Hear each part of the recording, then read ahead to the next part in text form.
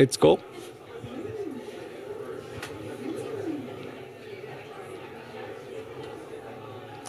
So welcome everyone to our session on building and construction roadmaps. Okay, I'm trying my best so everybody can hear me well here. I mean, with the GlobalABC for buildings and construction, we have actually started developing first a global roadmap with the idea on how we can go towards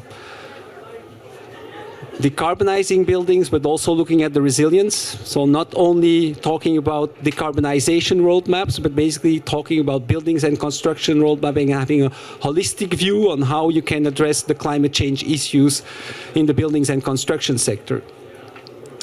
So we started with the International Energy Agency to develop that global roadmap. And after that, we developed 3 regional roadmaps, one for Africa, one for Latin America, and one for Asia Pacific.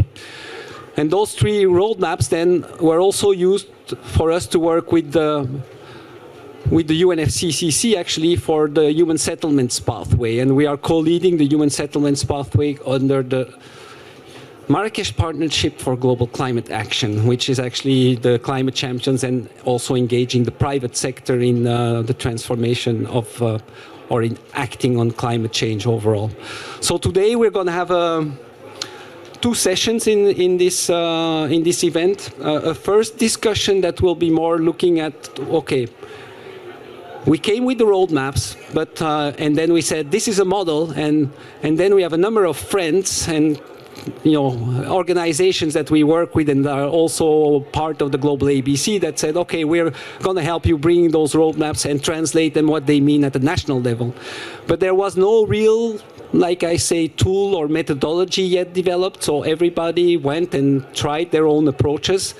And for the, I would say, the last year, more or less, we've started bringing a roadmaps group together. I mean, even before that, we had the roadmap group under the GlobalABC, and we started developing a toolbox, because actually we think now that we have learned from some of the processes at the national level, we are looking at all the ones that tried to develop these roadmaps and what did they learn from it. And from there, we are now trying to adapt a little bit the framework that we came up at the beginning to some of the realities from what we learned at the country level. So actually, to start with, we will have a presentation from my colleague Geoffrey Morgan from UNOPS, who is actually helping us developing our step-by-step guidance and tool. I think even before we were supposed to have a little video, but I don't know whether we have the presentation or video before. Okay, so a nice little video for all of you to see. The GlobalABC for Buildings and Construction was the initiative of France and created at COP21.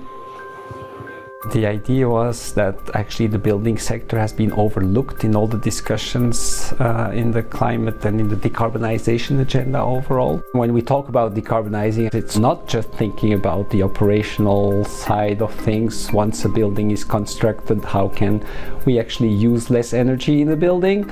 It's actually also about all the construction process and everything that we put into construction materials, the roadmap in itself. What is really important is bringing all these different actors together so that they understand how they can increase collective impact. The first thing is we need to change the mindset of the stakeholders. Go for alternatives for river sand. Always don't use traditional materials. Go for fly ash brick. Don't go for clay bricks. Don't get earth resources for our productions. We have a lot of alternatives we can go for. The question is, why is it that over the years we've not been able to make a considerable impact in the use of local building materials? Statistically, 60% of Ghanaians need some form of government intervention to be able to access housing. And we think that if we develop our local building material industry, it is one of the components that we will be able to use to unlock that affordability discourse.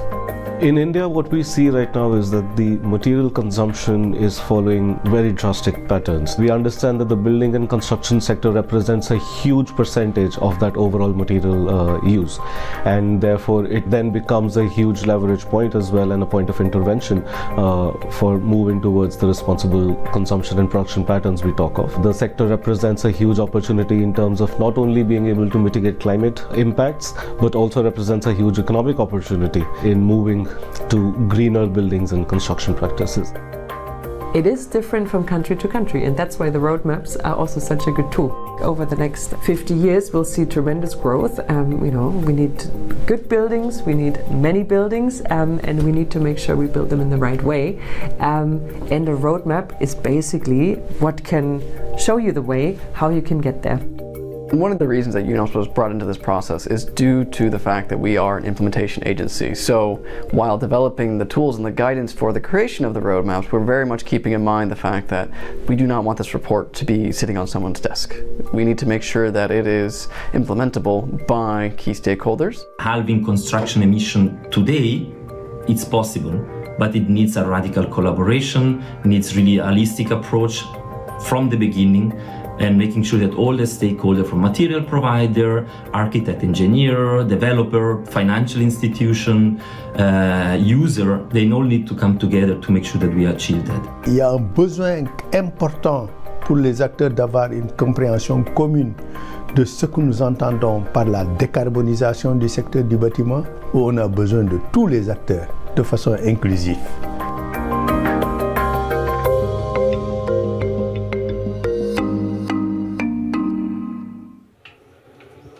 Thank you. So this was a small video that we actually recorded with UNOPS at the GlobalABC assembly last year. And many of the people you've seen here, including me, actually, you will also see a number of them that you saw on the screen sitting here again and talking about the roadmaps. I'm not going to take more time, but I think Geoffrey, who actually you also saw in the video, is going to talk a bit about what we're doing now to build our tool and guidance for those roadmaps based on all the experience to date with developing national buildings and construction roadmaps. So, Geoffrey, you're online. Over to you. Great. Thank you very much, Jonathan, for the introduction and for all of your attention today. So, I'll be talking a little bit about the GlobalABC roadmap guidance and tools that we've been creating to support roadmap creation. Slide. Sorry. Right. So I'm sure it's going to surprise nobody in the audience today is that the buildings and construction sector is responsible for 37% of global emissions, but that we're quite significantly off track at the moment. Slide. But we know that this is not actually a technological gap, and it was something that was discussed in the Buildings Breakthrough event earlier this week, is that it's actually more of an action gap. And I think a key figure that kind of exemplifies this is that only 26% of countries have mandated building codes for energy performance. And this is clearly showing that we need action. We need governments to step up and make decisions that will support the achievement of the decarbonization of our buildings. Slide. But in order to know what actions are needed, we need to create a roadmap of all of those key actions. And the Human Settlement Climate Action Pathway Objective has stated that by 2025, all countries should create a national roadmap for decarbonizing the built environment, which clearly sets out the actions that are needed to be able to achieve that key objective. Slide. However, we have a very long way to go. There's something that Jonathan was saying a moment ago. We've been able to have a number of roadmaps already, but at the moment we only have 16 out of the 196 countries that are out there. So we have a lot of work ahead of us to actually achieve that objective. Slide.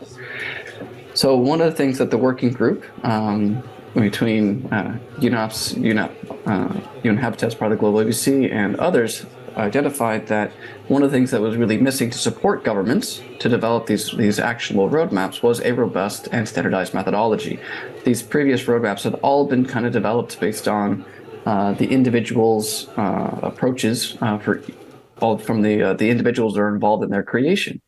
So we wanted to create a methodology that had step-by-step guidance that was underpinned by clear tools to be able to allow each country to be able to develop their own pathway to have more sustainable construction of their buildings. Slide. So to do this, we started off by collecting lessons learned from the individuals who created those original 16 roadmaps.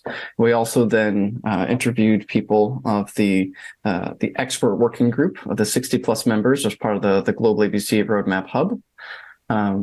Based on that information, we then proceeded to develop a new roadmap framework and the step-by-step tools and guidance that are now being piloted in 6 countries, in Ghana, Senegal, Bangladesh, and 2 states within India, so that we then can take further lessons learned on that guidance to improve it, and so that we can release these tools and guidance in 2024 to support the upscaling so that hopefully all missing countries will be able to have a roadmap in the near future. So the updated GlobalABC framework is based around 4 key objectives, which is around having 0 embodied carbon, 0 operational carbon, climate adaptation or resilience, and that they're inclusive as well.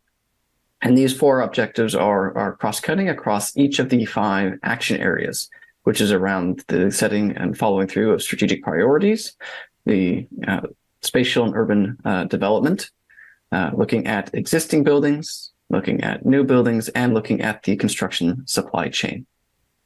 Slide. And we're using that framework and to develop a 6-step methodology that supports countries to move from step 1 in terms of mobilization. So what are the key resources you may need to develop a roadmap? What type of expertise, knowledge do you need to be able to then move forward with the creation of the roadmap? Mapping out the key stakeholders for engagement. Who do you need to be able to champion the creation of this roadmap, help you set objectives? Who do you need to get key information from? And then moving importantly into the meat of the assessment, the baseline assessment. What are the actual challenges that exist? Where is the embodied carbon or operational carbon? Where are the risks? So that we can then prioritize any challenges and needs based on the opportunities that we're seeing to then create and translate those into tangible actions with timelines and targets for implementation.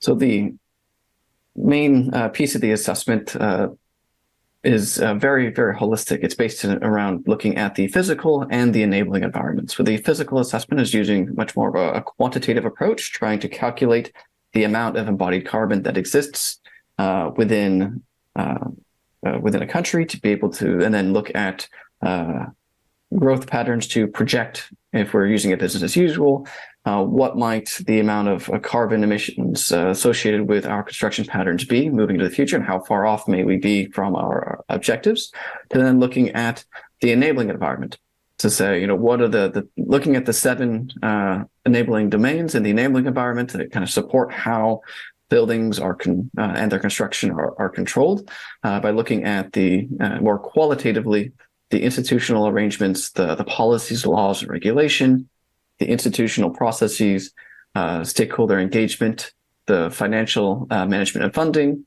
the available knowledge and technical capacity of both government and private sector, and also then the data management and reporting to inform decision making. Slide. So based on that assessment, we can then do a gap analysis to say, well, based on our objectives across the physical and enabling environment, how well are we achieving our objectives? How far away are we? So that we can actually start to create kind of more targeted interventions. Next slide. So we're hoping that by using this approach, we can move away from the kind of business as usual that we have right now in terms of how our buildings are constructed, so that we can actually create that physical or tangible action, so those actions can be prioritized and implemented, so that we can move against that kind of business as usual emissions projection to achieving our target for decarbonizing the buildings and construction sector. Next slide. We're hoping that by the creation of this kind of standardized methodology and approach underpinned by guidance and tools, that we can then catalyze our contribution to be able to support all countries to have their own climate action roadmaps for buildings and construction, so that we can move forward with action by implementing short, medium, and long-term actions to make sure that we can achieve our climate goals for the decarbonization of our buildings and construction sector. Thank you very much. Thank you very much, Jeff. Thank you, Jeff, for presenting a bit what we're currently working on. And, we are learning a lot from all our colleagues here that have been working on roadmaps and trying to integrate also what they have been doing. We are not the only ones working on roadmaps, but, we are definitely bringing the group together of those that are working on this. To continue discussing a little bit with some of these partners that have been working with us, I want to invite our panel members. We are going to discuss a few key points today. Why roadmaps? How do we do it? Who should be involved? And then talk about some of the challenges about it. So I would like to invite Smith Mordack, who is the CEO from the UK Green Building Council. And then I would like to invite Nikhil Kolsepatil, Program Coordinator on Energy and Climate in ICLEI South Asia. I would like to invite Riyad Bahar, Associate Director, Energy and Sustainability and Infrastructure at Guidehouse. And I would like to invite my colleague Leah Ranalder, Specialist Sustainable Cities at UN Habitat. Okay. Squeeze a little bit so you can see the screen. There are not going to be any presentations on the screen, but you don't need to squeeze. No? You want me to sit in the middle? Okay, I'll come and sit in the middle. All right, I'm the moderator. Okay, so I'm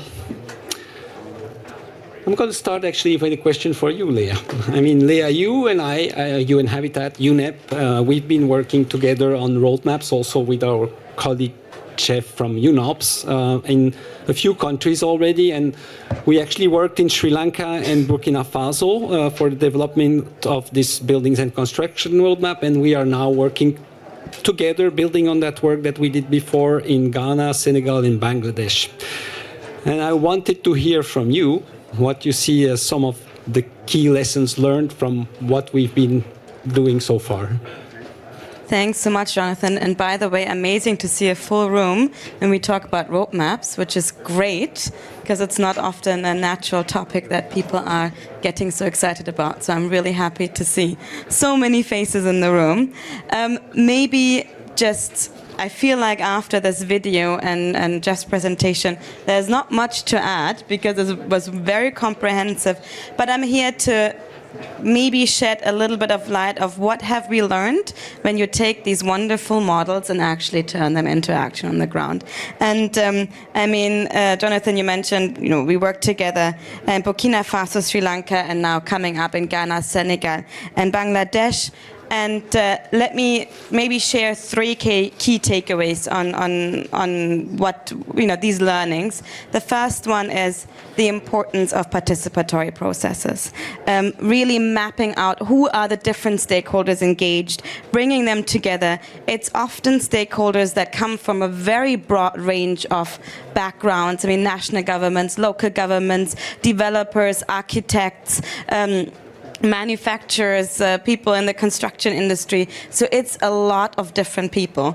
And maybe just as a comparison, I talked to somebody who was working on transport, and they said, if you want to do action on transport, it's so easy. You have like 3 stakeholder groups, you bring them together in one room, and you could actually change a lot and say, okay, well, national government, manufacturers, and we shift to electric vehicles. In buildings, it doesn't work that way.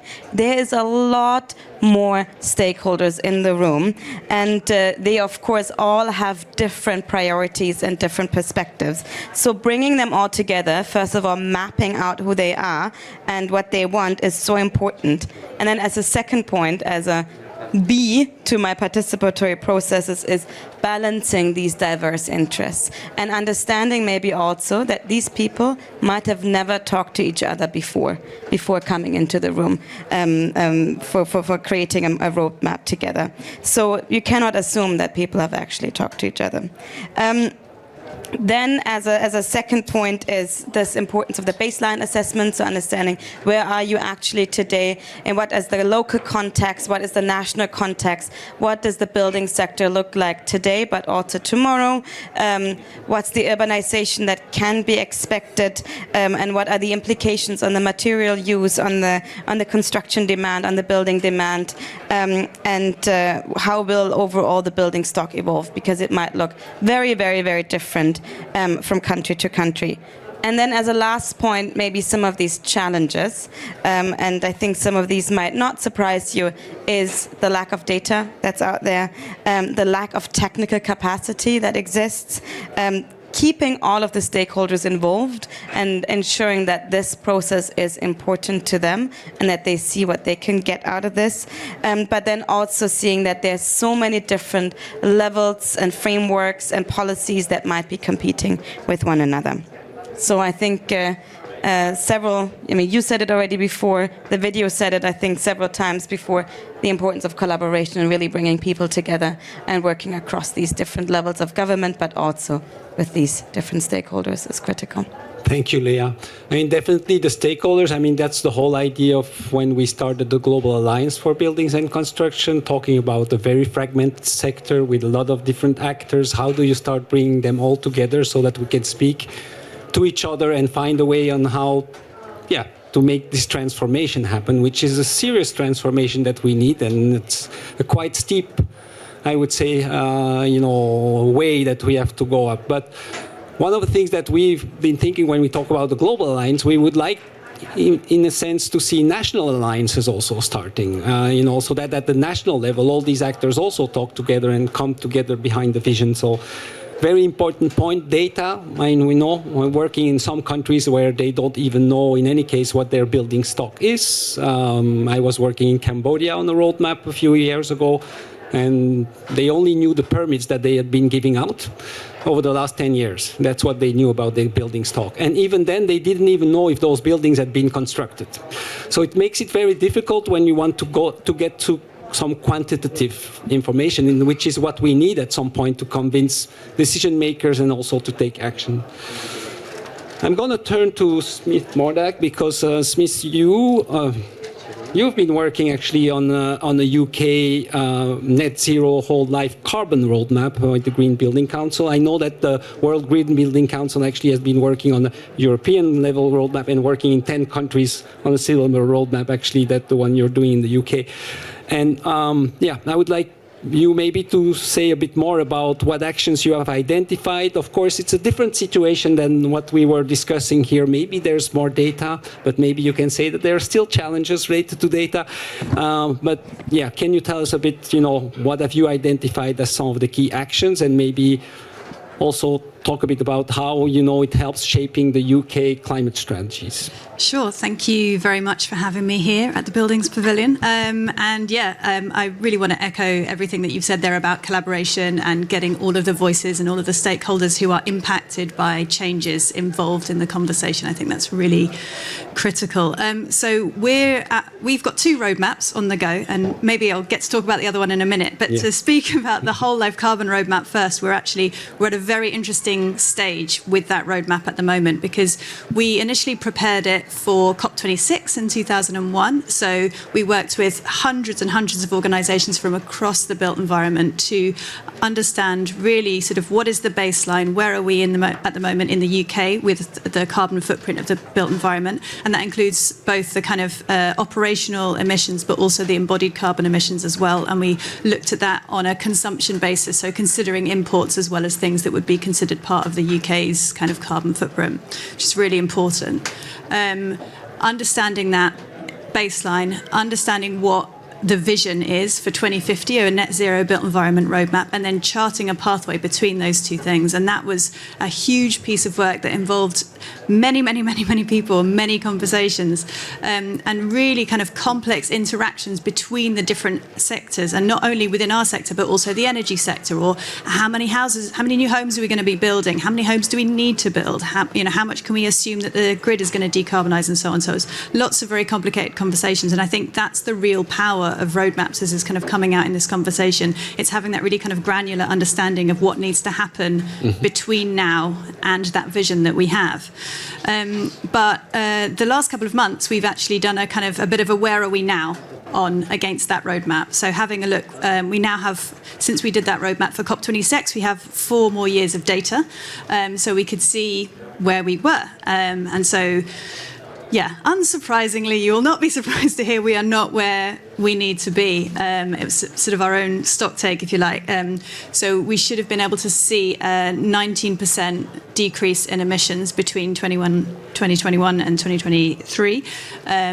But in fact, we only saw a 13% decrease. And of course, everybody who has lived through the last 4 years knows that they have been an extraordinary 4 years. We have had a pandemic, we have had shutdowns, we have had changes in behaviour that have affected things in a really kind of unexpected ways.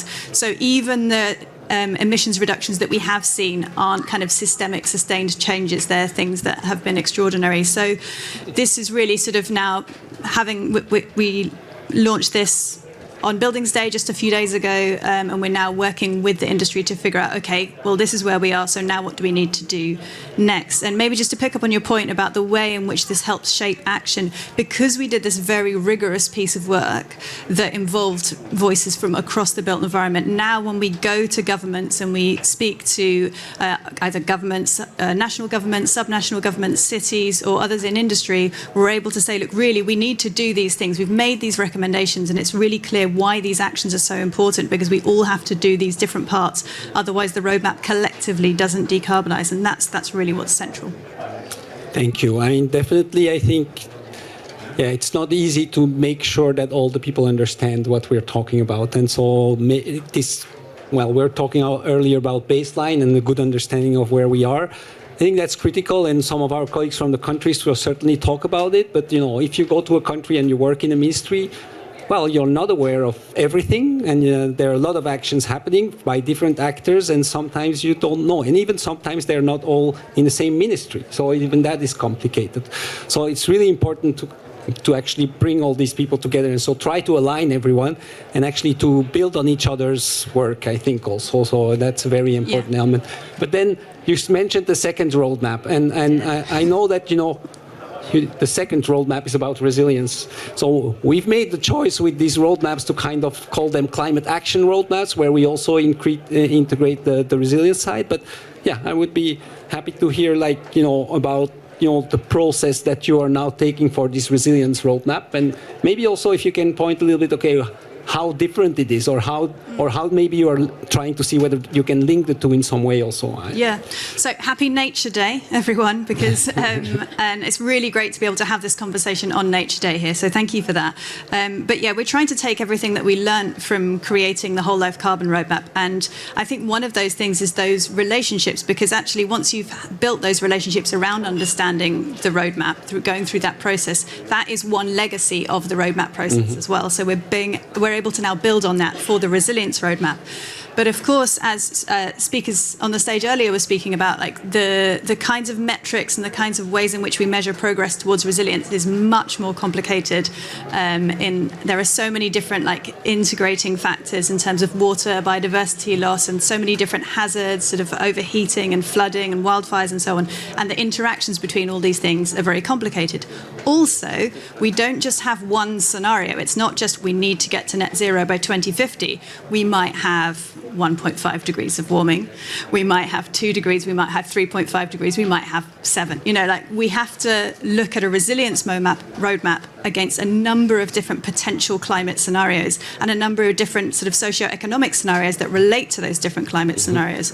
So what we're doing is we're taking an adaptive pathways approach where we sort of understand, well, these are the different potential scenarios and these are the potential kind of trigger points that might mean that a certain action is going to need to come into play. So if we see weather events taking this kind of a turn, then we know that these kinds of policies are going to be required. If we see that the industry is shifting in this way, then we need to know that these kinds of things. So it's rather than kind of the whole life carbon roadmap, which is kind of a point to zero. Sorry, do it your way around, a point to zero. XY. It's a kind of divergent roadmap. And so it's like, well, these are all of the different potential pathways that we could take, and we need to be adaptive. And I think that's what's really at the heart of the link between the two roadmaps, as well as that adaptation and being able to be flexible, so that actually, depending on what happens in other sectors, depending on what happens in other regions, in other countries, and so on, we need to be able to adapt to that for both roadmaps. Yeah, I think it's a very, very critical part. Like, we don't know what our buildings will need to look like, or what kind of performance even they will need to have in the future. So that's something that, I know that it's a very important element for a number of countries. I mean, some of our colleagues that will be talking here later, Bangladesh, when we talk about adaptation, it's probably more important than mitigation in many ways. Even if you talk about Senegal, Ghana, I mean, talking about heat waves, but not only. So I think that there's really an important element to bring this adaptation element very strongly, and it might actually have impacts on our net zero carbon or whole life carbon approaches that we are looking into. So it's a challenging one, that one. And indeed, it's about scenarios, and also the problem is more that it's long term. We know decarbonization seems relatively easy, although it's not that easy in the building sector. I'm going to move to Nikhil. So ICLE has been working actually on roadmaps, but city-level roadmaps, so our city-level action plans, I should say. So probably building on some national roadmaps. And I mean, you recently published the Zero Carbon Buildings Roadmap for the city of Nagpur in India. And could you tell us more a bit about, moving from national to city, how that takes place, and what are the challenges that you find, and what are some of the key takeaways from the process from your perspective? Sure. Yeah, thank you. So this roadmap, just to clarify, it was led by the city. We just supported it, of course, through the Buildings Efficiency Accelerator. But I think why city roadmaps are important is because there are a number of statistics, and I think I speak for Asia in general. In India, for example, in 2 decades, there's statistics bandied around that 50 to 70% of built environment is still going to be constructed in the next 2 decades or so. That is a significant chunk if you look at India's size or some of the Asian cities. And all this is only in urban. So that is an opportunity, and that is where, that is, and I think, Jonathan, also in a preparatory call for this session, I think you simplified it really. You said the city roadmap is the first step for implementation, and I think that really nails it. And that's why that is important, because really there is also multiplicity, duplicity of frameworks at the national level, so there's no clarity, and that is why you need to build city roadmaps in a participatory manner. Coming to Nagpur, so this is a medium-sized city in India, in central India, a population of around 2 million plus, so not really one of the large Indian cities. But why a roadmap helped here is because then you really can tailor the roadmap, an action plan rather, to the city's context. So this is not really an industrial center. It's not a big commercial center. It's mostly an administrative center. The type of the building subtypes you can focus on are completely different. There's not a local market, in terms of real estate where you have big private sector players and so on. There's no supply chain. So these are the challenges which are there locally. which the roadmap can help address. Also, this roadmap is one of the first zero carbon roadmaps for at a city scale for buildings in India, and it helped to leverage and build on the city's ambition for climate, because they already have a climate action plan in place. They also are taking action on that. They also the city has done a number of initiatives it has taken on residential building efficiency, on affordable housing, on benchmarking of public buildings. So the roadmap could tap into and leverage all these actions and sort of, have I would say it really gives a local blueprint for action and investment in the city. And that's why it was important. I think that's important. It's important to have roadmaps locally to, of course, I would echo what everyone is saying, that you need local participation. You also need city leadership and commitment in this process, because it can't be that, an external agency comes and does this. So you need institutional mechanisms in place which can be built out, but that is a key aspect as well. A few, I think, critical sort of key takeaways from the process. We would say that the roadmaps also need to be actionable at the city level. Like everyone is saying, it can't just be a document that lies on someone's desk. So this needs to be actionable, and that is where bringing together all the stakeholders works, because really the private sector, the industry players know what are the blocks, what are the challenges. So for instance, in Nagpur, we figured out that what we heard is the sustainable materials and certified materials for buildings are not really available at all. And that is a challenge. And, then how do you really promote that or suggest that as a strategy in the near term? So that is something that would be addressed maybe in the mid to longer term. So things like this really important sort of in terms of, utilizing local knowledge, good practices as well. On data, I would say there is a lot of focus on data and on evidence. And of course, we also build a number of cross-cutting action plans, and we know. But in terms of buildings, I would say that with the city, we decided quite early on that if the data is not available, it's fine. We can build it out over time. There's no point chasing data. You can rather focus your resources on getting the right strategies identified. Because in Asia, in general, in South Asia especially, you don't really have information on product life cycle, product carbon footprint and such. Even building stock information is sketchy. But I think if you can identify which are the major subtypes and what areas really need intervention, that should do the trick. A key point, I think, also in the South Asian context, and I think largely in the global South, is there's a large informal sector as well in the building industry, which, the roadmaps need to speak to that and sort of, address all the challenges in terms of capacity, financing, also involvement of them, because those are the actors who actually construct buildings, or if you're aiming to retrofit buildings, those are the actors who really do that. Yeah. And that's a big challenge, because when we are moving into the formal and how to address that, I would say even more broadly, because I said it already earlier, there's a lot of self-construction happening in many countries, and how do you actually really make sure that the roadmaps also kind of support that way? And that's where the transformation of the industry is really important, the building of the skills, but making sure that also the people can access those materials, for example, that are better, greener materials overall. In cities overall, I think there are many cities that are actually really taking action and that are looking, I would say, already climate champions more than governments in some cases. So I think cities are really a very good entry point, and it's really good to leverage on them, and they definitely play a strong role in the implementation. I'm going to move to Riyadh.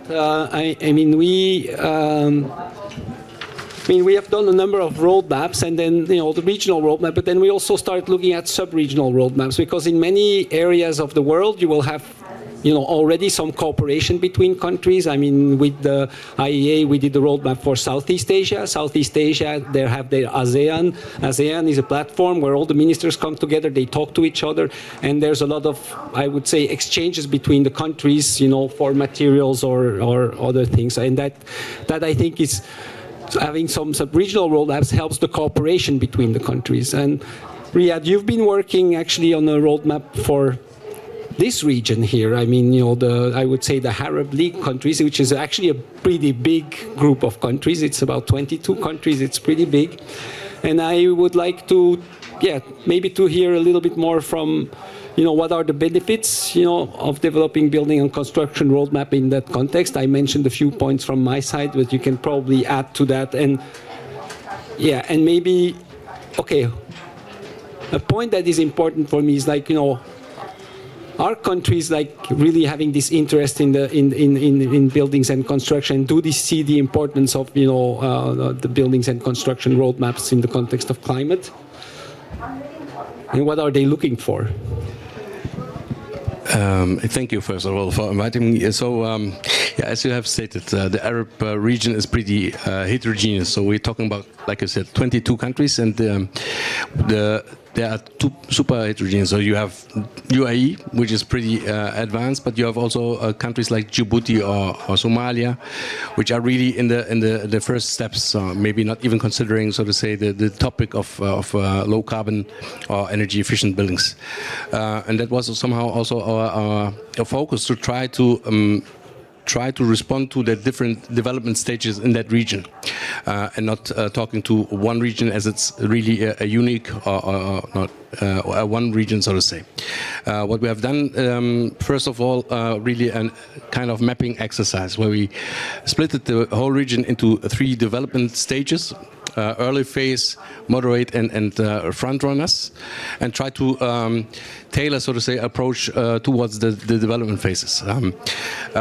And depending on the development phases, also the awareness and the interest, of course, of sustainability differs. So, of course, UAE with the COP, but also other ambitious programs and frameworks are leading somehow the region, while other countries are really need to take the first steps in first of all setting the regulative framework, or understanding the building stock and building typology.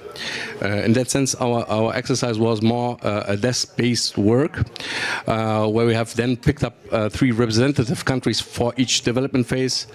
We took Sudan for the early starters, Egypt for the moderate phase, and UAE for the front runners, and try to dive a little bit into those countries a little bit deeper, and try to understand, okay, first of all, that was the crucial step. Where do they stand? What did they have produced already, or what have they done? And then tailored, so to say, mini roadmaps for those development phases. Thank you. And I was wondering, as out of that process, because 22 countries are a lot of countries, did it trigger, for a number of countries, say, we want a national roadmap? Okay, we did it for a client who kept it somehow a little bit for itself. No, he shared it with the League of Arab States, which is the umbrella of the things. We haven't been involved in that sharing, so to say.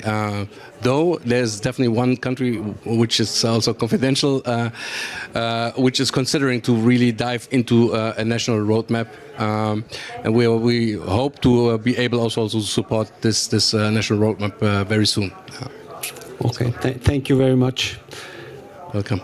We are almost at the end of this session. I mean, I have another 2-3 minutes, and I'm just wondering whether there's anyone that has a question. And 1, 2, 3 questions. Thank you.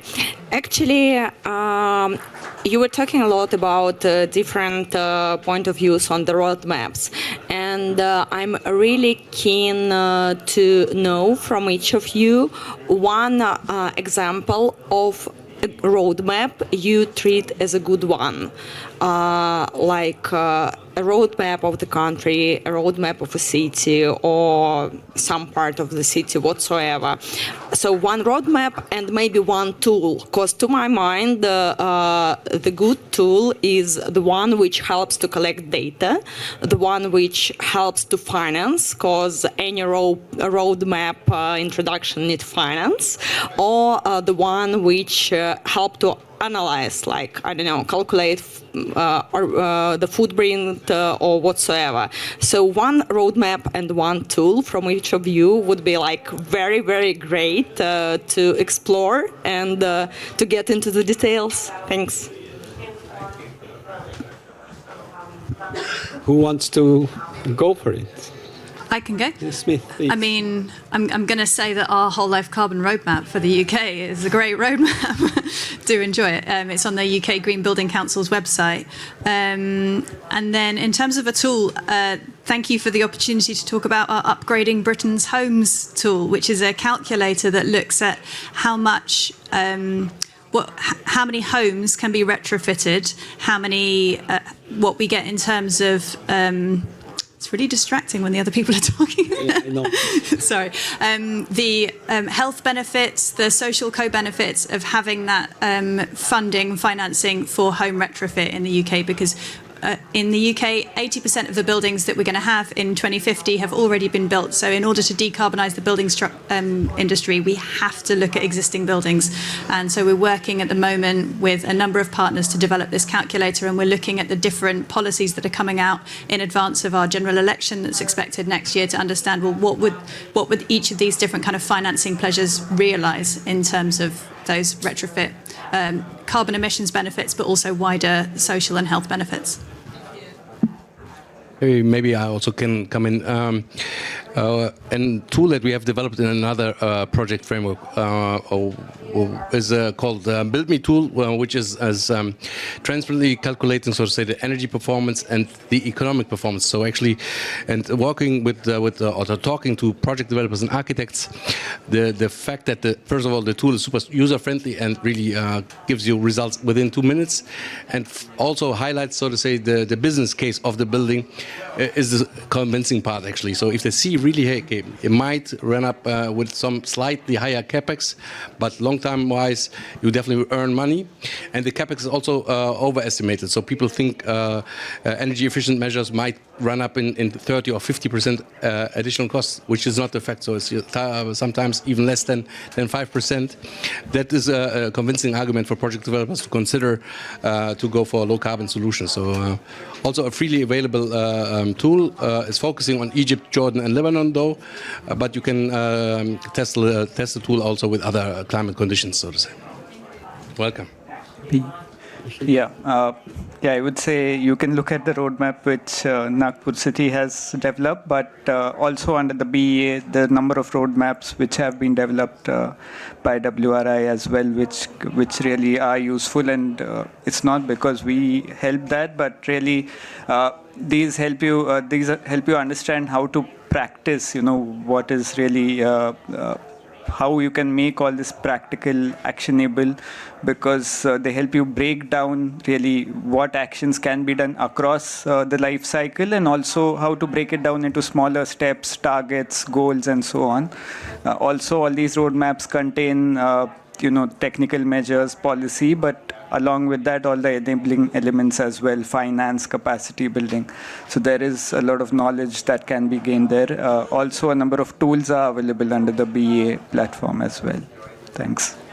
And I'm not going to lean myself out of the window and provide you with a good example of a roadmap, but I do want to say UNHabitat has a lot of tools that are about how to build local resilience, how to ensure that what you're doing at the city level is linked to what's happening at the national level, really how to involve vulnerable communities in all of that planning. But I also want to say one other point, which is we're having these discussions. I mean, here's these negotiations ongoing. What does that mean if you go back home? Because it's the ministers of environment, ministers of foreign affairs that are negotiating this. What does that mean for the cities, for the built environment afterwards? And actually, last year in Sharm el-Sheikh, for the first time, we brought ministers of housing and urbanization to a COP. we struggle to get them there because they're like, what is this? Why is this important for us? This year we did it again. We got overrun. We had over 60 ministers in the room, over 200 local government representatives. So this topic of, okay, well, you have discussions here at COP and then bringing them back home and implementing them across different ministries is something that's also, I think, the future. Thank you. I'm unfortunately not going to be able to ask more questions because I'm 5 minutes late on my schedule. But what I want to say is that, the roadmap's quality depends very much on what you're going to find as data and information and some of the capacity. So, of course, you're not going to compare a Cambodian roadmap with the UK roadmap because in Cambodia, they don't have data, they don't have the information. It's a very different place, and it's even difficult to find experts that can work on this topic, national experts that can work on the topic. And if you go to the UK, you probably have a number of people that really know about the building sector with who you can strongly engage, and you probably have more data even if you don't have everything. I would also say that, some of the roadmaps that have been developed with our WRI under the Net Zero Carbon Buildings Accelerator program, I don't remember exactly the name, but anyway, I think they're very strong roadmaps, especially the Colombia roadmap, I think, has been a very good roadmap because it actually has been looking more on the finance side also in the implementation. But also, Colombia has a very strong banking sector, and they have a banking alliance that is really behind those things. So it also really depends on what you're going to have at the country level to be able to do it.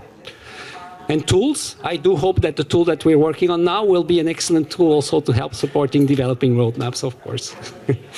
Okay, so that was the end of our first session, and I want to thank my speakers here, panel members, for having joined me on stage.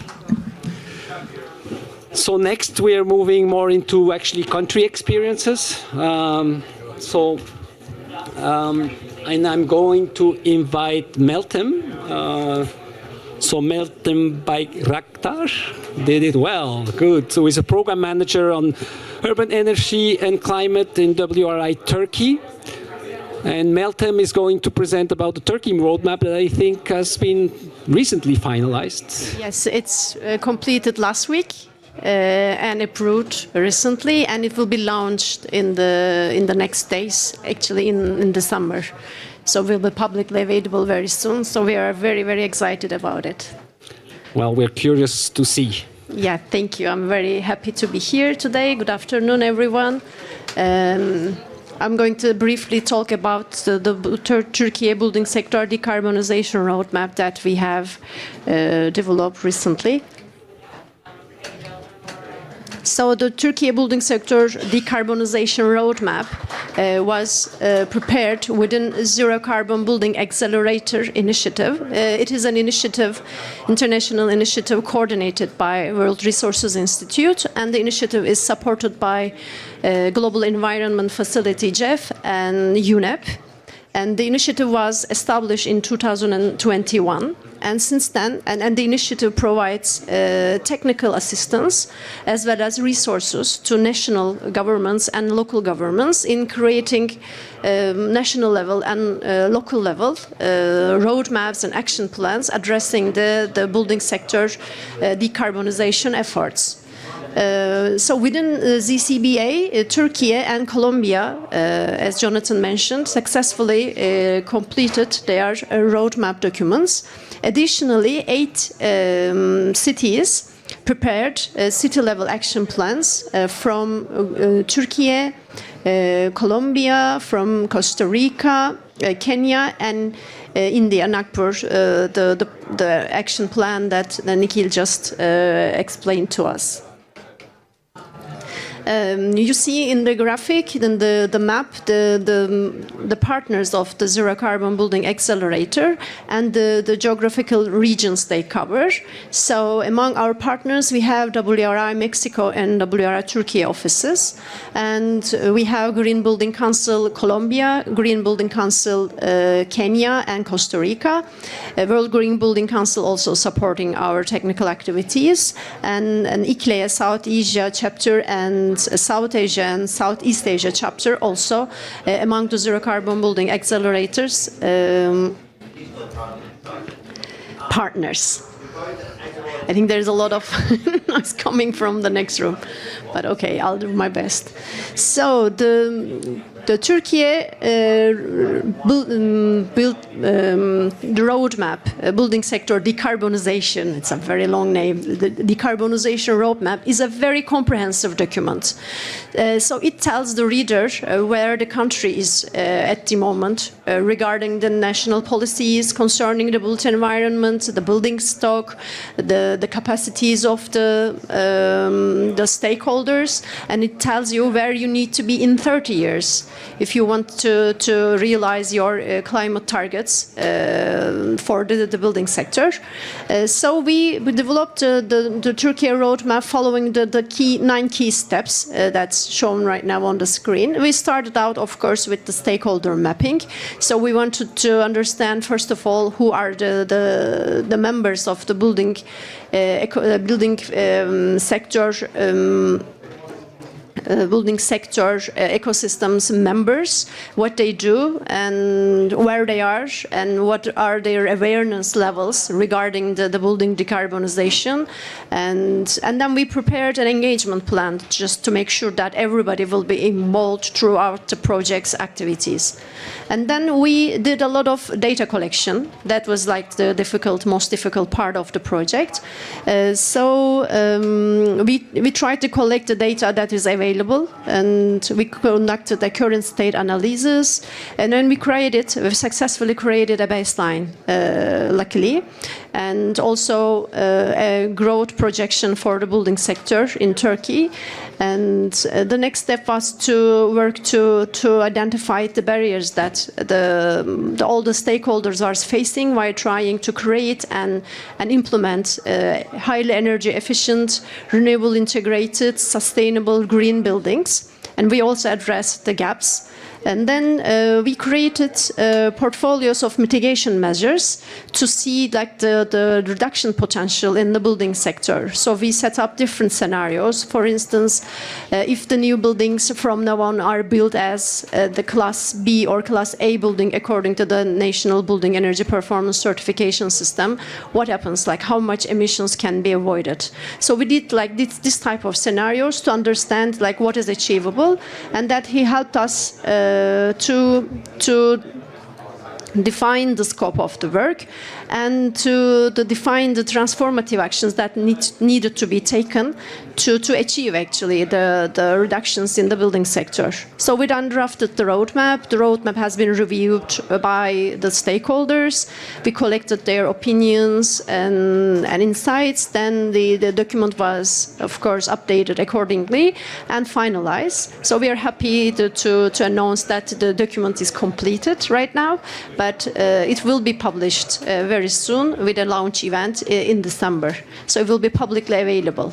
And also the action plans, city-level action plans, also followed the same process.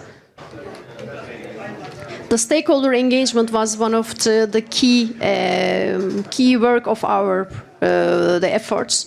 So because the people who know what is what is wrong, like what can be done, what cannot be done, and what type of like obstacles they're facing. So we need to collect all this information. So we decided to create many opportunities for stakeholders to be involved in the project's actions. So we did a lot of panels, we did focus group meetings, we did many workshops, we did surveys, one-to-one interviews. So this way, like we created different opportunities, various the events for stakeholders to take part, and we did the events at the national level as well as local level to collect the information from the local level as well. So this was like very helpful in the end for us to put together the roadmap. So all the information in the roadmap are organized in 10 chapters. There is, of course, and obviously an introduction, and it's followed by the overview of the building sector in Turkey. This part includes the baseline and the future projection and the results of the impact analysis and the reduction scenarios. And the rest of the information are given in the construction and demolition of buildings. Building materials are addressed, existing and new buildings, like what we can do what we can do to improve the existing buildings current situation, and then make new buildings more energy efficient, resilient, and everything. And then renewable energy and especially integration to the buildings were discussed. We also added like climate resilience adaptation part to the work, even it's not a part of the mitigation actions. Still, we wanted to see like what in terms of the resilience and climate resilience and adaptation, where the current building stock is and what needs to be done. And so then we discuss about the finance that is needed for the realization of all the actions that are described in the roadmap. And finally, the gender equality introduces recommendations to improve the gender equality in the building sector. And all these subsectors includes like background, current states, barriers and gaps, goals, actions and stakeholders and their responsibilities, and some inspiration for stakeholders for to think about and take an action. So like each chapter can be like a standalone chapter. You can just, if like it's an interest for you, it's the building materials, and you can read the building materials, get an overview and general understanding of what's going on in this particular field. So this is just an example that shows the goals that are like how the goals are introduced in the roadmap and how the actions are organized. So the goals are introduced for short, medium, and long term, and the actions are categorized under policy, finance, technology, capacity building, and raising awareness.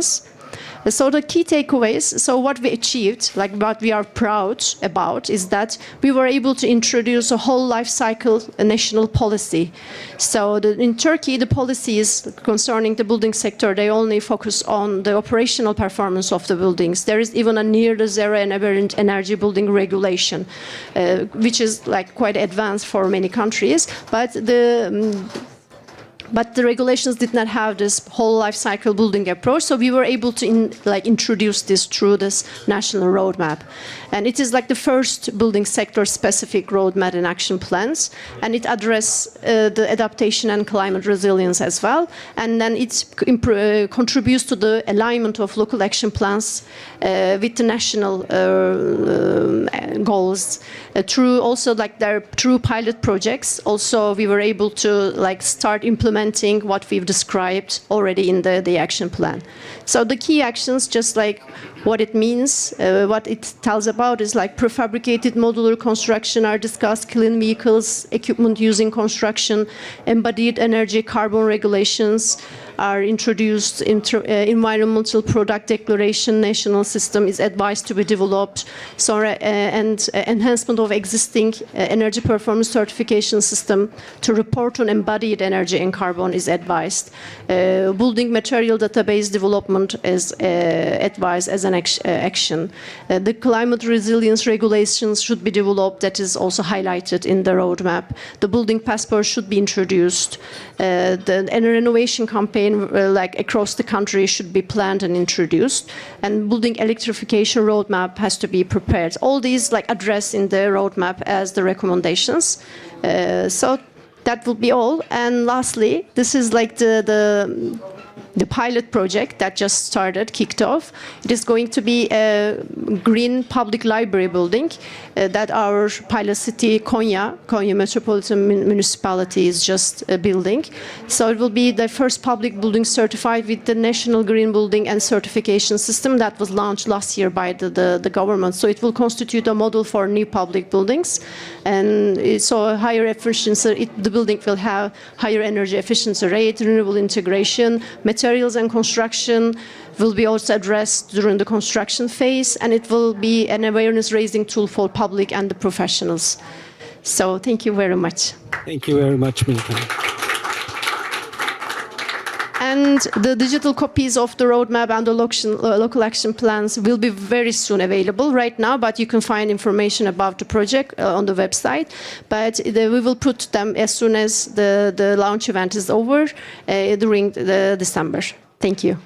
Thank you very much, Meltem. And you're going to stay with us here on scene, and I'm going to invite a few more panelists here. So it is my pleasure to invite Mrs. Naila Ahmed Noor, who is the Joint Secretary of the Ministry of Housing and Public Works in Bangladesh. And I would also like to invite Chris Pobi Abe, who is the principal architect of the Ministry of Works and Housing in Ghana. And then my colleague Mustafa Diop from Senegal, who is the technical counselor to the Director of Construction and Housing in Senegal. So I guess I'm going to sit in the middle again. Oh, sorry. Taking my watch out. So thank you all. So I'm going to start with a question. Actually, I have a common question that is for Naila, for Chris, and for Mustafa. And that question is, Bangladesh, Ghana, and Senegal are working in the development of a buildings and construction roadmap. What would you like to achieve with this process? What are your main objectives? And ladies first, so I will invite Naila to start. Assalamu alaikum, good evening. Ladies and gentlemen, it's a very honor and pleasure to be here to share the stories of Bangladesh. And I am privileged to say that from historically the Bangladesh is a less carbon emission country because the building sector is rationally sustainable because we use the local products, you use the local technologies which are more or less carbon footprint, less carbon emission to the atmosphere. That's why Bangladesh is a very low carbon emission country because it is less than 1 ton carbon dioxide per capita. But when the booming of the development going on and the construction industry is going on, there are things like we are shifting our building materials from some low carbon emission to high carbon emission like that. Because first of all, I have to tell about the brick sector because initially we use the bricks, mud bricks we used, but in gradually it shifted to the burned clay. Burnt brick, so carbon dioxide emission going high, and then slowly we shifted it again. By 2025, we have to use the building brick blocks like that, which is using by the dredges soil from the river because we have more than 400 rivers. So the dredge soil, and with some admixtures and other things, we use sunburn bricks to this sector. And these things are still we have some acts and policies because from the beginning we have that BANBC, Bangladesh National Building Code, which has two parts. First of all, it has an enforcement part little bit because it is a code. There we said about the energy efficiency as well as the sustainable building materials. As well as we have some urban planning. We have the urban planning, which is sustainable urban planning, like that in the areas remote to Bangladesh. Some of the areas are in the rivers, which we call the chor areas, and some areas in the sea also. We have isolated islands. These isolated islands, whenever we do the urban planning process, there are some isolated areas. These isolated areas have some targeted area where we put the solar and the renewable energy projects like there. So there is a baseline, I think so, but we have to go more on these issues or like that. And especially for the new buildings and the existing buildings, that is more have to be focused because the building life cycle system, we have so many other things we have to incorporate. At the same time, we are targeted all the governmental building sectors because 2025 we are focused on the governmental efforts, but left alone the private sectors, which is more than 2/3 of the construction process. So all these things should be hopefully we can incorporate in the roadmaps, and looking forward to work more about this sector. Thank you very much. Thank you, Naila. Thank you. looking at Chris first, and then I'll go to Mustafa. So Chris, please. Yeah, thank you very much, and good afternoon to you all. With Ghana, I want to take it from three levels. Following from the Paris Agreement, we were able to revise 19 of our policies and 47 programs. Unfortunately, with the building sector contributing to 37% of carbon emission, the building sector and the construction sector doesn't find expression in our NDCs. So the first point of call is to collaborate and link up with the Ministry of Environment and see how best we can incorporate some of these action areas in our NDCs so that moving forward we can also attract financing to implement some of these programs. Be as it may, we have a building code which also tries to implement some of these emission issues. And currently we've also developed a building regulation which we call the LI 2465, which also tries as much as possible to incorporate some of these action areas in our building and construction industry.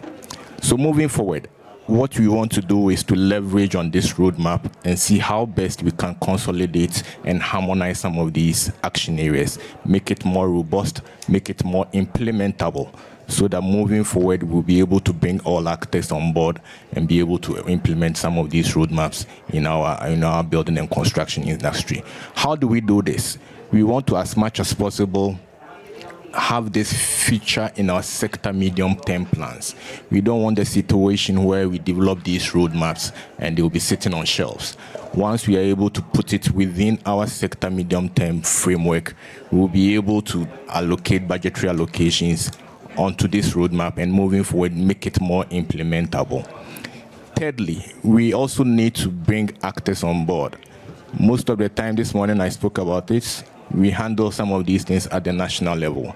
At the city level, at the local level, how do we bring people on board? How do we build capacity? How do we bring people on board to also accept some of these roadmaps as we implement them moving forward? If you don't bring them on board in Ghana, we have my ministry sitting at the national level developing policies for the building and construction industry. But when it comes to implementation, it sits with another sector ministry. So then how do we collaborate and bring those within the local or the city level also on board to find some of these roadmaps, having expression in their local plans to be able to implement them at the local level? So in all, I would say on three legs, we have to engage the Ministry of Environment to see how best we have the building and construction industry featuring on our NDC. Secondly, we have to also leverage on the existing building codes and the regulations to come out with a robust and implementable action areas moving forward within our sector. And lastly, to bring every people on board from the national level to the local level to ensure that whatever roadmap we develop will be implementable and will be, felt on the ground at the city level. Thank you very much. Thank you very much, Chris. I'm going to give the floor to Mustafa. Mustafa, you will speak in French, so I'll probably do a translation after that. Bonjour à tout le monde. Tout d'abord, je m'excuse de transformer Jonathan en traducteur, mais j'ai pas trop le choix. Donc, pour cette feuille de route, nos objectifs sont clairs. Nous souhaitons, avec ce processus, formaliser le secteur du bâtiment au Sénégal. Vous savez, au Sénégal, on a un secteur très informel dans le secteur du bâtiment. Presque 80% des constructions sont de l'autoconstruction du secteur informel, qu'on ne maîtrise pas, qui n'est pas bien cadré. Donc nous avons un réel problème de documentation sur les bâtiments et les problèmes de données. Donc nos objectifs, c'est de pouvoir travailler, nous appuyer sur cette feuille de route déjà pour avoir de la documentation, avoir de la donnée, mais aussi avoir une ordre de priorité sur les actions que nous devons mener pour la réalisation de ces constructions durables. Nous souhaitons aussi travailler pour définir c'est quoi le bâtiment du futur au Sénégal, c'est quoi le bâtiment durable, parce que nous avons beaucoup de problèmes pour s'accorder sur quelque chose, et aussi l'usage des matériaux. Nous sommes en train de travailler sur les zones climatiques, parce qu'au Sénégal il y a 5 zones climatiques, et nous souhaitons dans chaque zone définir les matériaux qui sont le plus adaptés pour pouvoir avancer un peu sur ces types de constructions qui seront beaucoup plus adaptés. Et comme on l'a dit aussi, cette feuille de route sera pour nous un guide. Nous en avons besoin parce qu'il nous en manque énormément. Et elle est assez conforme avec nos stratégies. Parce que déjà, il y a 2 ans, nous avons mis en place un comité scientifique sur le bâtiment durable pour rassembler tous les acteurs pour voir les types de construction. C'était bien avant même le projet arrive au Sénégal. Donc ce projet est arrivé et est devenu très conforme avec les objectifs que nous nous sommes fixés et la démarche que nous avons commencée. C'est pourquoi la collaboration n'a pas du tout été difficile avec UN. Elle appuie depuis 2022. Et aussi en 2022, nous avons procédé à la révision de nos codes, les codes de construction et les codes de l'urbanisme. Déjà, sur ces nouvelles codes qui vont entrer en vigueur, nous avons énormément travaillé sur ces questions de durabilité dans les bâtiments, sur l'efficacité énergétique, en nous appuyant aussi sur les recommandations régionales et sous-régionales, notamment les directives de l'UMOA. Et donc, nous souhaitons nous appuyer énormément sur cette feuille de route qui sera notre outil stratégique pour améliorer, voire réviser. Parce que comme vous le savez, au Sénégal, quasiment tous les 10 ans, on révise la code de la construction et de l'urbanisme. Et cette feuille de route sera pour nous un outil une fois qu'on l'élabore. Parce que sur les travaux qui ont déjà commencé, une fois qu'on l'élabore, elle sera un outil. Et la prochaine révision du code, nous nous appuierons beaucoup dessus. Et c'est l'occasion aussi de dire que depuis l'Alliance a été lancée au mois de juillet, nous avons énormément avancé. Parce que déjà, nous avons défini les 3 groupes de travail qui doivent être faits. Ils ont déjà commencé à avoir de la documentation de travail dessus. Nous avons mis en place l'alliance avec tous les acteurs. Parce qu'au Sénégal, on a énormément d'acteurs qui travaillent sur ça. Avec le ministère des Mines sur les questions des sols, le ministère de l'Environnement. Et les gens travaillent à vase close. Donc nous voulons, avec cette alliance, mettre tout le monde autour d'une table et travailler dessus. Récemment, avant de quitter le Sénégal, je viens de finir l'arrêté interministériel regroupant tous les acteurs. À cela s'ajoute, on a défini les groupes de travail avec les groupes de nuit habitat là-bas, lancé et commencé les travaux. Donc entre juillet et maintenant, nous avons énormément avancé. Donc nous espérons que cette feuille de route nous aidera à atteindre tous ces objectifs qui ont été visés. Merci, Mustafa. Okay, my turn now. So he was first apologizing to make me a translator, which is much appreciated. But basically, there's very clear objectives already that they have in the sector, and they've already been working. They've already been working quite a bit on this specific sector because there is a regional energy efficiency regulation that already came up for all the countries of the WIMU, which is the West African Organization of Countries. I'm not going to say the exact title of it, but one of their main challenges is that 80% is actually informal construction. So they're really looking at the roadmaps to actually help them a little bit formalizing more the construction sector overall, and so that the housing sector. Just to say that actually our focus with the roadmaps in the 4 countries where we're working now is also looking specifically at housing, because that is an area that is important in all these countries, and it's also, I said it before, but if we succeed the transformation in the housing sector, I think we'll succeed everywhere. So that's, I think, a very important element, and that's why also we're working with our colleagues from UN Habitat. The challenges are, of course, related to some of the regulations, and the roadmap will help identifying what really needs to be done on some of the regulations going forward. They will also come up with what are the priorities specifically, and then also to define what really a sustainable building is for Senegal, because they have 5 different climatic zones, and in the 5 different climatic zones you might want to look at the building in a different way. And then specifically also looking at the materials. There's quite a bit of work already happening on materials and trying to look at local materials specifically in Senegal. And so that's an element that is strongly highlighted here. So overall, it's going to serve as a strong guidance, and it's well aligned with already because they have established a scientific committee for the building and construction sector last year. So it's kind of nice that they have this now strong policy work that will be aligned also with the work of their scientific committee. And what he was mentioning also, what Mustafa was mentioning to me, is that they already have now established what they call the National Alliance for Senegal, where they have 3 different working groups, and there's an official circular that has been prepared just before he came here. So that's now officially launched to have this national alliance. So this is going to be the steps for Senegal specifically. And I hope I made justice to what you said. Good. So as the next point, I wanted to actually ask something to Meltem. Because Meltem, you've been listening here to what our colleagues have been discussing from their countries, and you are the only one sitting on this panel that kind of finalized the roadmap with Turkey. And so I wanted to hear a little bit like from your perspective, and some of it you might already have mentioned during your presentation, but thinking about some of the main benefits and challenges of the process. So more talking about the process and how the process is important of the roadmap. It's not only about having a roadmap at the end, but it's really about the process also that is a key, that is really something that helps. So please, over to you. Thank you. Well, having a plan is really important. Like you know what you are going to do, and so we started with the baseline, but the largest biggest challenge that we faced was about collection of data, like concerning the existing building stock. This data is sometimes it's not, some of this data is not available, or it's not readily available, or it's available in different sources. So you need to gather it, like bring it together, consolidate the data, and make like a meaningful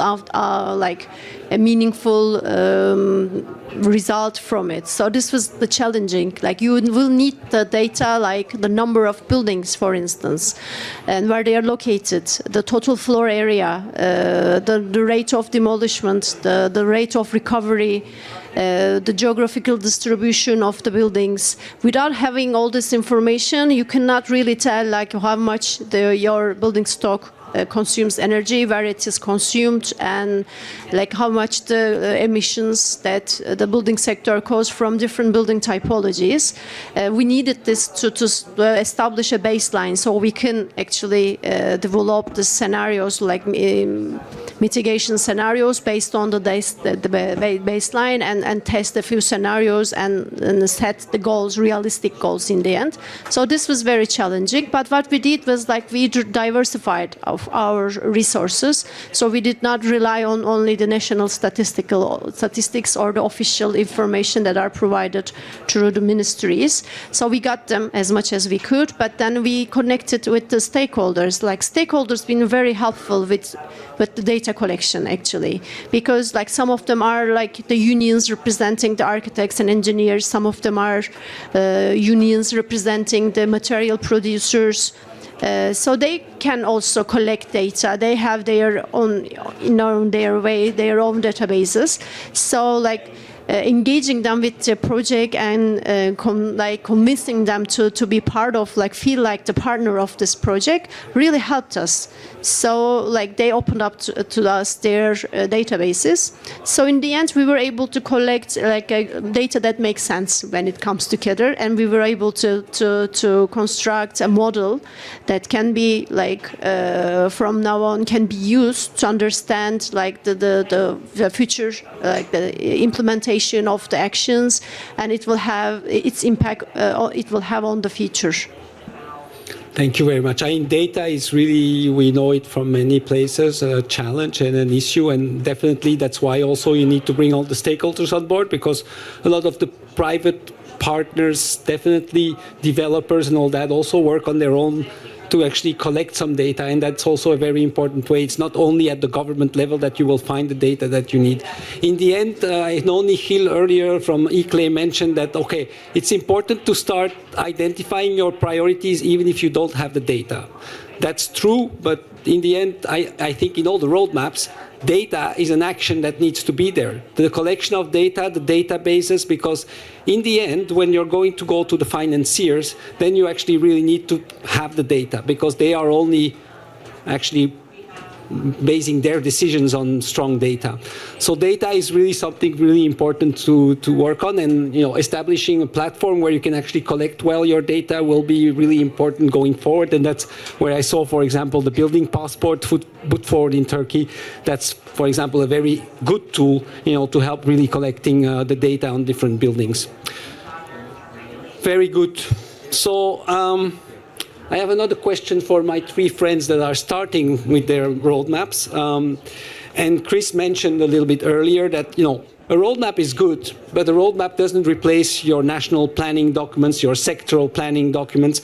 And you also know that actually, if I'm a development partner, or if I'm the World Bank, or even UNDP, or whoever, when I go in the country, I look at your national development plan, I look at your sectoral plans, and I say, okay, this is what I'm going to support.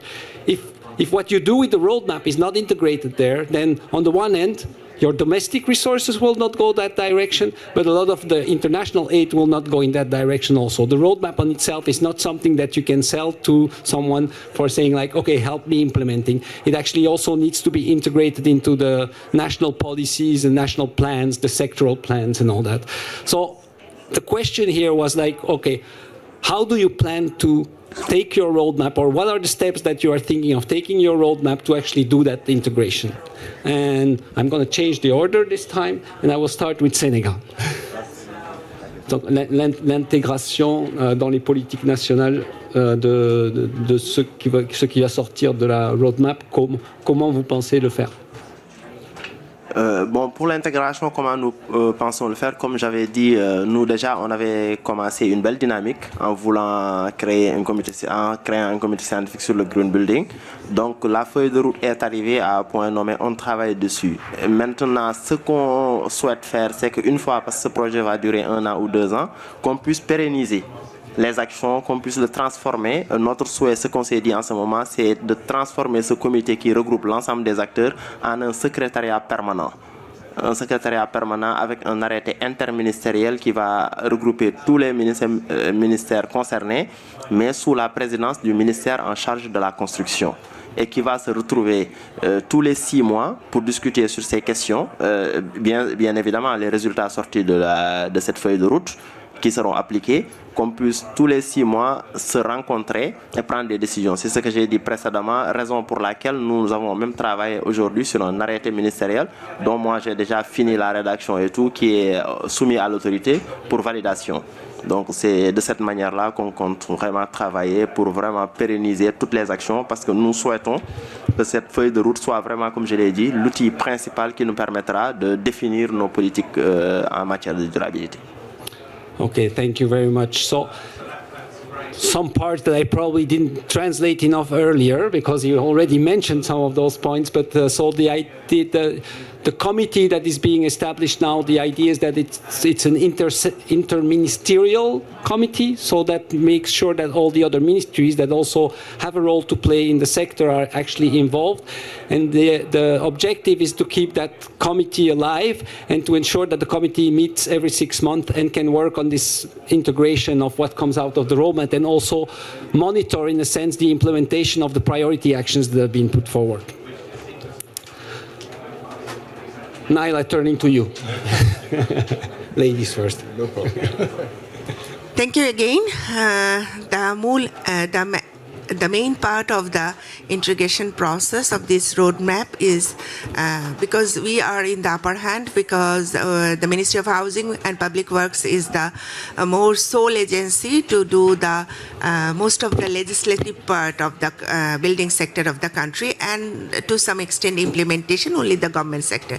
So it's the main challenge is to make this thing happen inside the construction process and everything which is done by the Ministry of Housing and Public Works, and as it is at local level, it can be translated to the national level to local institutions, as well as the Ministry of Local Government, as well as it has to be scaling up with the private sector. As the Building Construction Committee, which is done by the Ministry of Housing and Public Works to the local level, so they are authorized to give permission to make buildings. So they can take the initiative or these roadmaps, and the first of the thing is assessment. What is already said here, the assessment of the existing building and the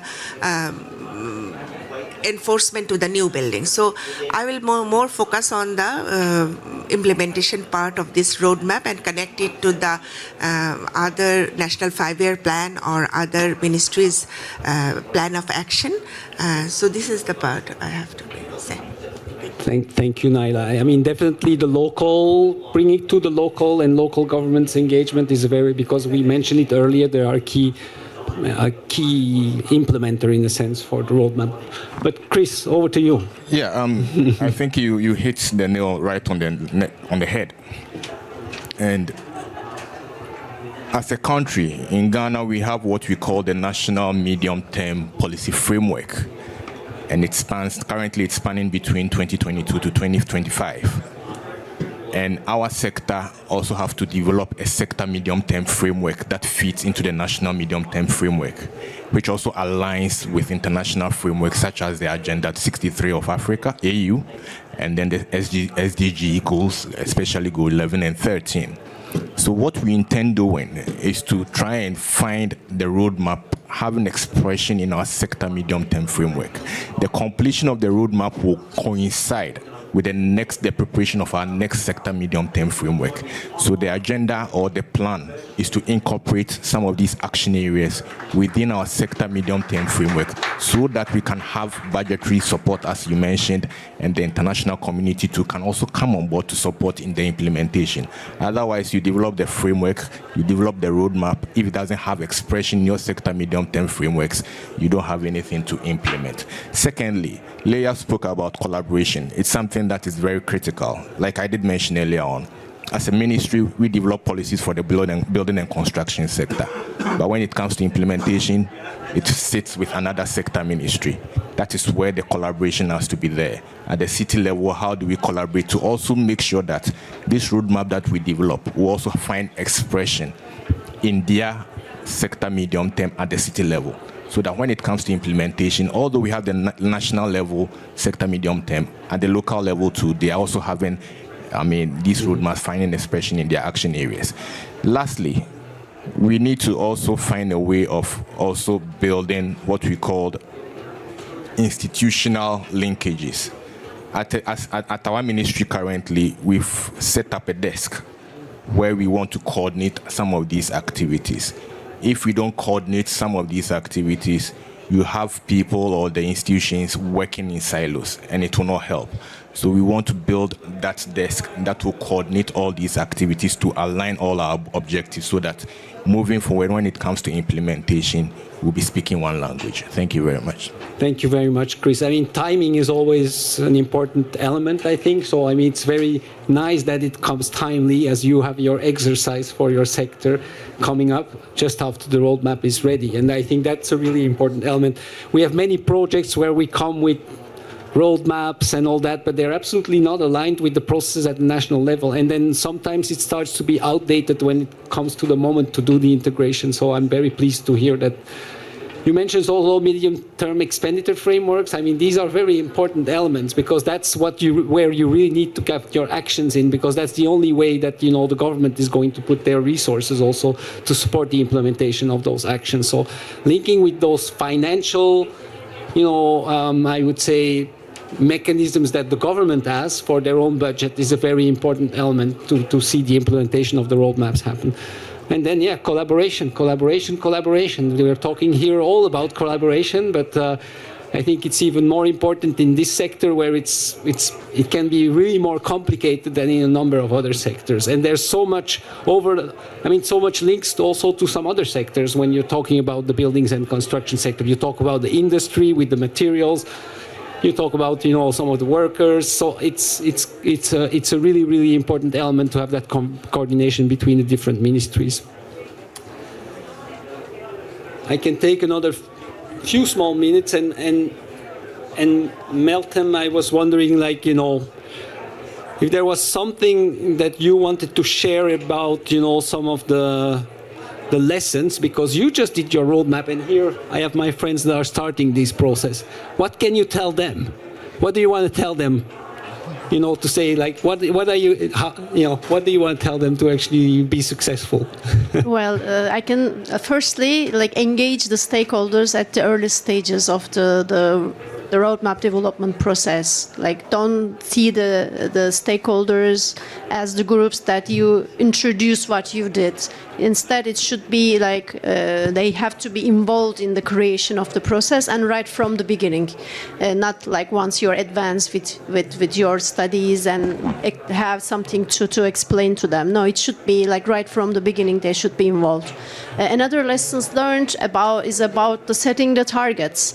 The targets should be ambitious, bold, but they should be also realistic, achievable and doable, and not overly intimidating the decision makers. So, like, especially the targets for the short term and medium term. Yeah, for the long term, yes, we really need bold targets because we have to achieve the decarbonization, eliminate completely the emissions in the building sector. But for the medium and short term, they should be like in line with the current like specific situation of this country. So while being bold, and they have to be realistic. So that's the key. Very good points and very important points. So I think we are going to close here, and I want to thank you all very much for being here, joining us. And what I definitely want to say is that we need all the countries to get the vision and roadmaps for this sector. It's really important that, you know, people start to see that this needs to be transformed, because it's important for us as people. We all live in a house, we all work in buildings. It's where we spend, I think, about 80 to 90% of our time, we spend it in buildings. In reality, we sleep there. So we spend a lot of time sleeping, unfortunately, also. No, it's not depressing, it's the reality. It's the reality. It's also the identity of the people and the cultural identity in many ways also. And everybody wants a home where they feel safe and good. So thank you very much. Thanks for having stayed with us, and looking forward to the next time where we continue talking about implementation and where we have succeeded all these roadmaps. Thank you for having